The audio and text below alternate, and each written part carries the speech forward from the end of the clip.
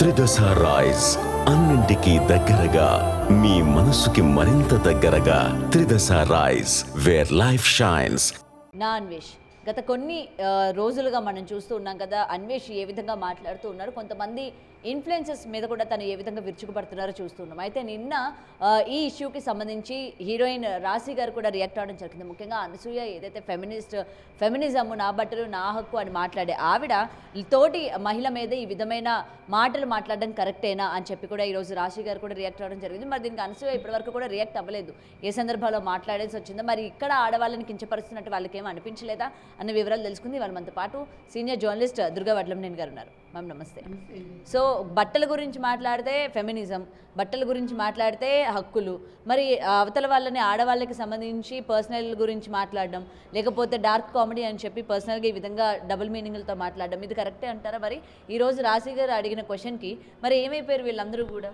ఇప్పుడు ఎవరెవరు స్పందించాలంటే అనసూయ స్పందించాలి, తర్వాత రోజా స్పందించాలి, ఆది స్పందించాలి, నాగబాబు స్పందించాలి, ఆర్జీవి స్పందించాలి, ప్రకాష్ రాజ్ స్పందించాలి ముందుగా, తర్వాత మిగతా వాళ్ళు.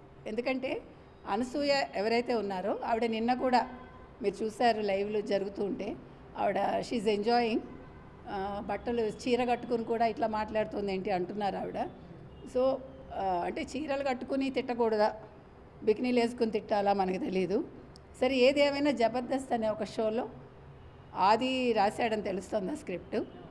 ఆవిడ మాట్లాడిన మాటలు రాశి వారి ఫలాలు అనేది, దాన్ని అతను కరెక్ట్ చేసినట్టు చేయడం, దానికి రోజా నవ్వడం, రాశి చాలా ఇబ్బంది పడడం మనం చూసాం. దాని మీద నిన్న రాశి స్పందించారు. ఆవిడ ఒక మహిళగా ఆవిడ నా బాడీ షేమింగ్ చేశారు. ఆవిడ దాన్ని చూసి నవ్వింది రోజా అనే ఆవిడ, అక్కడ జడ్జిగా ఉన్న ఆవిడ అంది.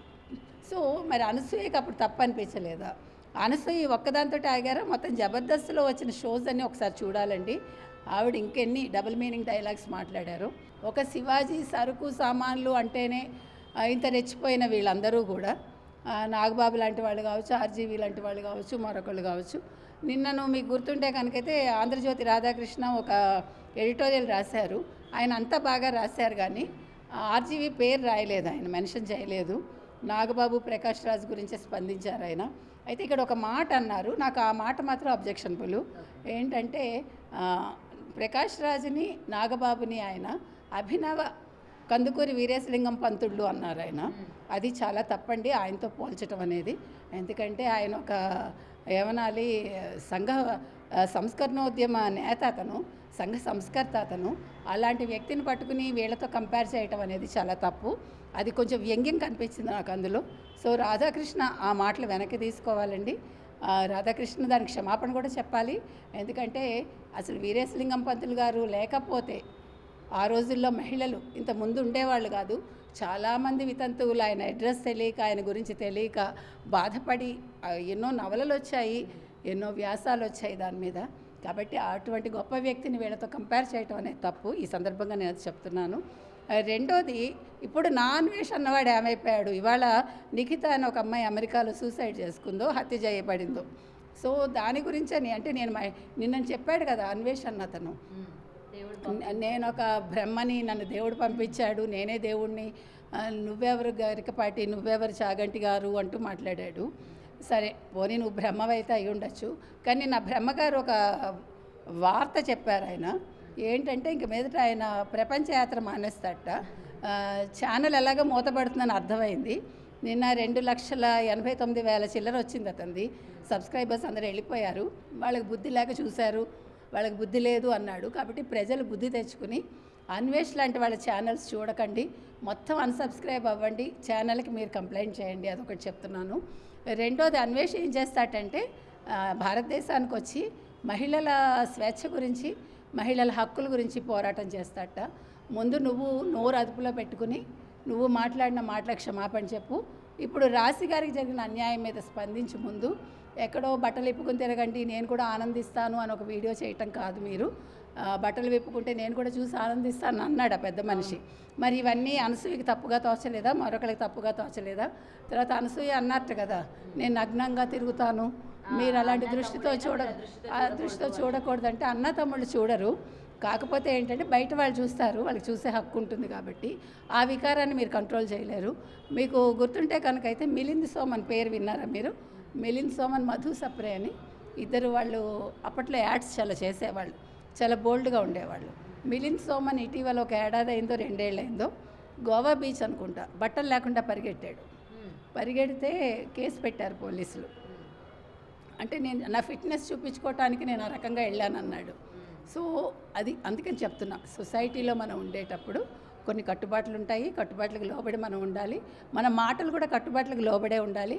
సరుకు సామాన్లు అంటే తప్పంటే మరి రాశివారి ఫలాలు అన్నందుకు అనసూయ లాంటి వాళ్ళ మీద ఎన్ని కేసులు పెట్టాలి? కళ్యాణి గారు ఆల్రెడీ అన్వేష్ మీద పెట్టారు కేసులు. నిన్న మళ్ళీ అప్డేట్ చేయడం జరిగింది ఆవిడ. సజ్జనార్ గారు వెంటనే స్పందించాలి, అన్వేష్ ఎక్కడున్నా తీసుకురావాలి, అరెస్ట్ చేయాలి, అతనికి తగిన బుద్ధి చెప్పాలని కోరుకుంటాను. అండ్ అన్వేష్ చేసిన కంటెంట్ ఏదైతే ఉందో ఇది అసలు జనాలకు ఉపయోగపడేది అంటారా? ఇంకా కొంతమంది ఫాలో అవుతూ ఉన్నారు, ఇంకా చాలామంది ఆయనకి సపోర్ట్ చేస్తూ ఉన్నారు. రీసెంట్గా ఆయన రిలీజ్ చేస్తున్న వీడియోల కింద కమెంట్స్ కనుక చూసుకున్నట్లయితే, అన్న మేము మీ వెనుకున్నాము, నువ్వు ఇలానే మాట్లాడు, నువ్వు ఇలానే చేయి అని చెప్పి సపోర్ట్ చేస్తూ ఉన్నారు.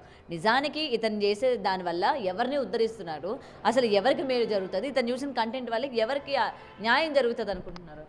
అంటే నిన్న మీరు లైవ్ పెట్టాడు అతను, చూసారు లైవ్. ఒక అతను నువ్వెందుకు గరికపాటి గురించి మాట్లాడుతున్నావు అని ఒక అమ్మాయి అడిగితే కాల్ కట్ చేశాడు, దానికి సమాధానం చెప్పలేదు. నేను స్త్రీల స్వేచ్ఛ గురించి మాట్లాడుతుంటే మధ్యలో ఇదేంటి అన్నాడు. నువ్వు అవతల వాడిని తిట్టినప్పుడు అడిగే స్వేచ్ఛ కూడా అవతల వాళ్ళకు ఉంటుంది. తర్వాత మీరు అన్నట్టుగా ఇంకా ఫాలో అవుతున్నారు కొంతమంది అమ్మాయిలు, నేను నీకే సపోర్ట్ అన్నా అని మాట్లాడుతున్నారు. అది వాళ్ళ విచక్షణ, అది మనమేం చెప్తాం. అంటే మంచి చెడుకి మధ్య తేడా తెలియకపోతే ఇలాంటి వాళ్ళు ఉంటారు. అందుకని అరెస్ట్ అయ్యాడు అనుకోండి, కొంతకాలానికి ఇవన్నీ కూడా అందరూ మర్చిపోతారు. ఇప్పుడు వాళ్ళకి బుద్ధి లేక ఫాలో అవుతున్నారు, నేను ఇంకా ఛానల్ మూసేస్తానంటే నీకు భయం వేస్తుంది, నీ ఛానల్ ఉండదని. నేను వీళ్ళు ఎవరి మీద పడి తినలేదంటే డబ్బులు వీళ్ళ దగ్గర నుంచి వస్తేనే కదా నువ్వు తిరిగావు, అంటే డబ్బులు లేవని అర్థం. కాబట్టి మనం ఏది మాట్లాడినా ఆలోచించి మాట్లాడాలండి. తర్వాత ఒక రష్యన్ మహిళ లిదియా లక్ష్మి గారు మనకు స్పందించడం జరిగింది. ఆవిడే అడుగుతున్నారు, ఆవిడ మొత్తం హిందూ దేవాలయాల మీద, హిందూ సంస్కృతి మీద ఆవిడ చాలా రీసెర్చ్ చేస్తున్నారు. ప్రస్తుతం థాయిలాండ్లో ఉన్నట్టున్నారు ఆవిడ అంటే స్వచ్ఛమైన భారతీయురాల్లాగా తయారయ్యి ఆవిడ అన్ని గుళ్ళు అవన్నీ వాటి మీద రీసెర్చ్ చేస్తున్నారు. ఆవిడే అన్నారు, అసలు అన్వేష్ లాంటి వాళ్ళ వీడియోస్లో ఉండే కంటెంట్ ఏంటి, దేనికి ఉపయోగపడుతుంది, ప్రాస్టిట్యూట్స్ గురించి లేకపోతే ఇలాంటివి మాట్లాడతాడు అతను. ఇప్పుడు ప్రాస్టిట్యూట్స్ ఉంటారండి ఎక్కడైనా, ఉన్నప్పుడు వాళ్ళని ఏమైనా ఉద్ధరిస్తున్నావా వెళ్ళి? మనం అడుగుతున్నది అది. వాళ్ళ కోసం ఏమైనా వాళ్ళ హక్కుల కోసం పోరాటం చేస్తే అప్పుడు అన్వేష్ లాంటి వాళ్ళు మాట్లాడచ్చు. అక్కడ ఇంతమంది ఉన్నారు అంతమంది ఉన్నారంటే మీలాంటి వాళ్ళ వల్లే అంతమంది ప్రాస్టిట్యూట్స్ తయారవుతారు. మగవాళ్ళు ఎప్పుడైతే ఉంటారో ఆడవాళ్ళు అన్యాయం అయిపోతారో, అలాంటి అన్యాయం అయిపోయిన ఆడవాళ్ళు ఈ రకంగా తయారవుతారు. వాళ్ళని ఉద్ధరించడానికి ప్రయత్నించండి, అది నేను చెప్తున్నా. కాబట్టి అన్వేష్ లాంటి వాళ్ళ వీడియోలు చూడటం కంటే మీరు ఇంకా చాలా మంచి పనులు చేయొచ్చు లోకంలో. ఎక్కువ మనమేమి అంటే మన మించేం చేయక్కర్లేదు, నేను అది చెప్పేది. ఏది ఏమైనా మంచి చెడుల మధ్య రేఖ ఎవడైనా కూడా బేరీజ్ వేసుకోవాలనే చెప్తాను, అంతే. అండ్ ఫైనల్గా మ్యామ్, సో ఇంత జరుగుతున్నా ఇంకా తను ఆగకపోవడానికి రీజన్ ఏమై ఉండొచ్చు అంటారు? అంటే ఇంకా అయిపోయిన వాటిని అప్పుడు జనాలు ఏదైతే మెచ్చుకున్నారో బెట్టింగ్ యాప్స్ అని లేకపోతే సో కాల్డ్ ఇన్ఫ్లుయెన్సెస్ గురించి మళ్ళీ ఇవాళ తెర మీదకి తీసుకొచ్చి, అంటే తన తప్పు ఏమీ లేదు, నన్ను మీరు అనవసరంగా అన్ఫాలో కొడుతున్నారు, నేను చెప్పిన విధానం ఒకటి మీరు తీసుకున్న విధానం ఒకటి అని ఏదైతే చెప్పే ప్రయత్నం చేస్తున్నారో జనాలు మళ్ళీ వినే దాంట్లో ఉన్నారంటారా? అది వాళ్ళు ఆలోచించుకోవాలండి. ఇప్పుడు మళ్ళీ నువ్వెందుకు నీ మంచితనం చూపించుకోవాలని ప్రయత్నిస్తున్నావు అంటే భయపడ్డావు, నువ్వు అరెస్ట్ అవుతానే భయంతో ఈ రకంగా మాట్లాడుతున్నావు. కాబట్టి ప్రజలు ఇక్కడ కొంచెం అప్రమత్తంగా ఉండాలండి. ఇవాళ ఇలా మాట్లాడతాడు, రేపు మళ్ళీ మిమ్మల్ని తిట్టిపోస్తాడు, ఏదో ఏరు దాటాక బోడిమల్లయ్య అన్నట్లు ఆ చందంగానే ఉంటుంది. కాబట్టి మొన్నటి మంచి అవసరం లేదు, నిన్నటి చెడు అవసరం లేదు. మీరు వదిలేయటం నేర్చుకోండి, ఇలాంటి వాళ్ళని పట్టుకోక్కర్లేదు. చట్టం తన పని తాను చేసుకెళ్తుంది.